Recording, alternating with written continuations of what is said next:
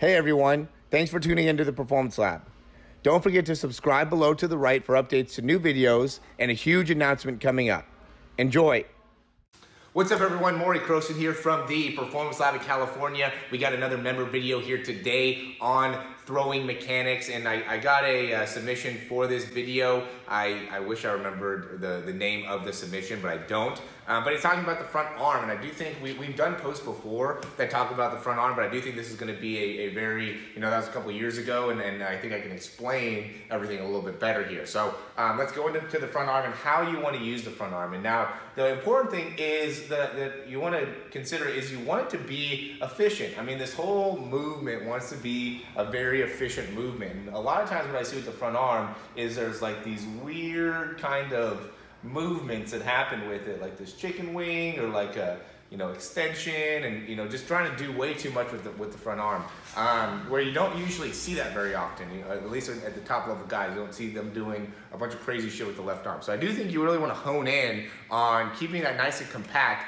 And it seems like the best idea for it, what most guys do is, so you're loading back, and then when they're coming through, it's about really more so the shoulder, continuing rotation, and pulling your hand into your chest, right? So I'm here and I'm pulling my hand into my chest, and I'm keeping rotation with that front shoulder. Okay, so what you don't want to have happen though is you don't want to end up kind of going here and I'm making it so it opens up too early, right? This is a common thing that I see. You're here, and then you fly that front shoulder open, and when you fly that front shoulder open, now that your shoulders get in front of your hips, and now you're going to be all out of whack. So you want to make sure that you're controlling that front arm and the positioning of the front arm. The other thing that I don't think you want to do too much of is like locking it in. There's some guys that are going to try and be like super stiff with the front arm, right? And when that happens, now you don't allow continual rotation really of the hip, right? You really want to allow that arm to get all the way through and make it so then you get all your weight distribution forward.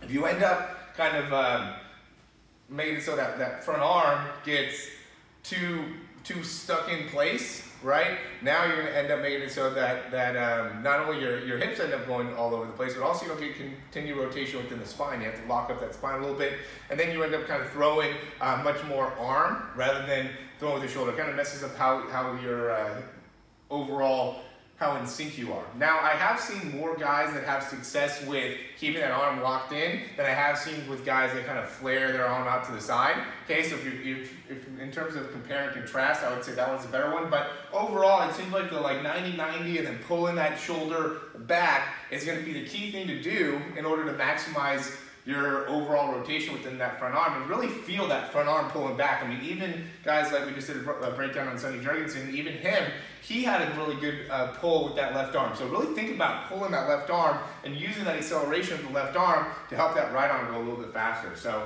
yeah, that should help out a lot. Hey, if you guys have any more information that you want to learn a little bit more about, you can always check out our ebook, The Blueprint to the Perfect Throw. I think it's a great educational resource. We even talk about the front arm in there and how it could help you out.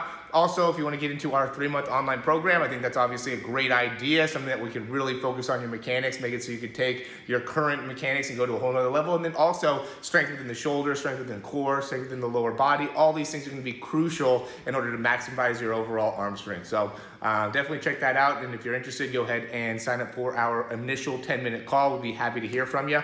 And as always, guys, thanks for watching these videos, and we will see you soon. Thanks for watching this video. I hope you really enjoyed it, and if you did, you can subscribe down below, and that way you can get updates on any of the new videos that we get.